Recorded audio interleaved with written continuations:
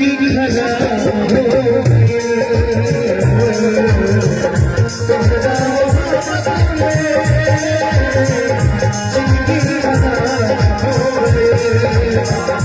जिंदगी खराब हो गई देखा बिना दिलवा सदा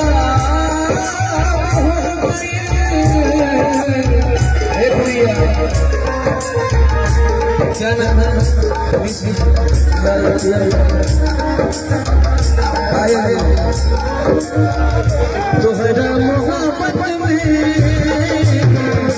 जिंदगी खराब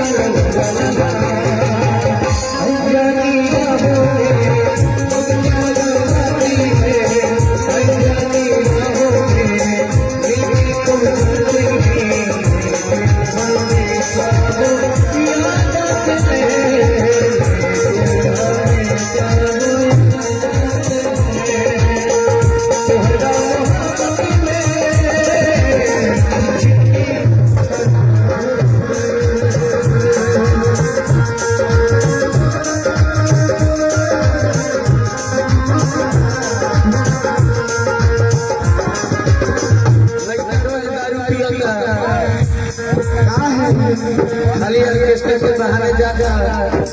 खुशी के लिए देखल त जान तक एक लिए घरारू रहे ये तो हसन हसन लोग गरबा के समय तो लोग लोग कही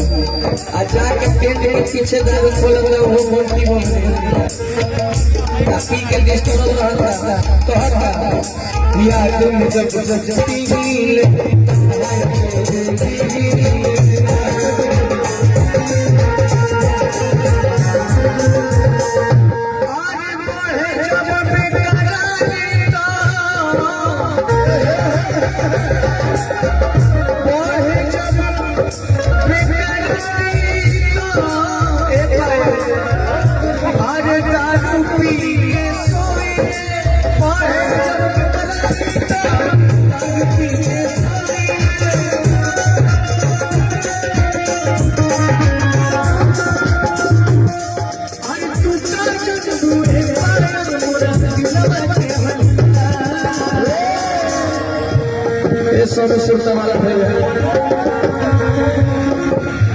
मुस्कुराती है नजर देखते हुए रोता है मुस्कुराती है नजर दिल के लगते रोता है छोटे जब चोट दिल पे लगती है ना दर्द बड़ा होता है भैया कहे के बारे ये जो लड़कियों के बाल होते हैं ये लड़कों को फंसाने का चाल होते हैं ये जो लड़कियों के बाल होते हैं ये लड़कों को फंसाने का चाल होते हैं और न जाने कितने को खूब चूस रखा है आज इसीलिए ये होठ लाल होता है गोरी गोरी चुनी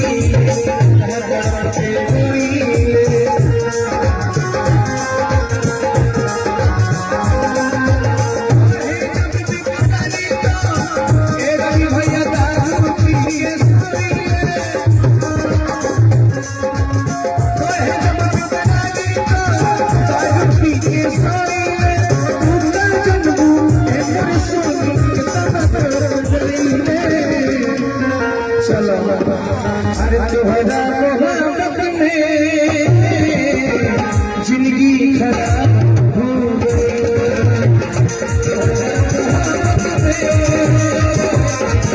जिंदगी खराब हो